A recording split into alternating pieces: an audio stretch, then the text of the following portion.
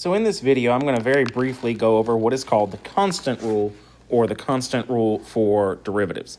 So what this constant rule says is that for any constant function, f of x equals k, where k is just any number I want it to be, then the derivative of f of x, the derivative of this constant function, is always going to be 0. Now, I'm going to go over a very brief example of this, and I've got this one down here where it says, find the derivative of the constant function where f of x equals 5. So the answer, just 0. And this is going to be true no matter what this number is right here. It's always going to be 0 as long as it's just a number, no x's, nothing else, just a number. So I'm going to go over just real quickly a geometric explanation for this. So when we graph a constant function, it always appears as a horizontal line, okay?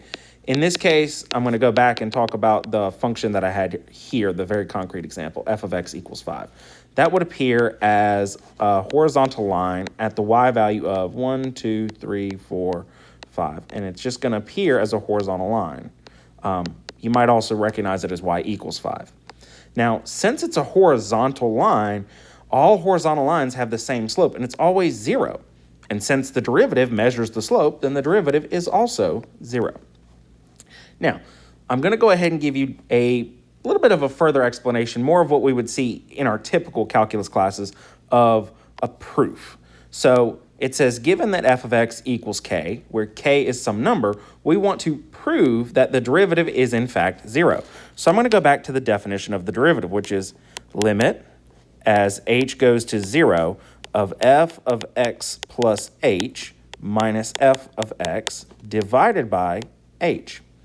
Well, in this situation, there is no x value, so when I plug in x plus h, my answer is just k. That's also the original function. So I've got k minus k divided by h, and we're still taking the limit as h goes to 0.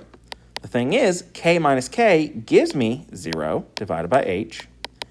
And so when I actually divide, no matter what's there except for 0, 0 divided by anything is just 0.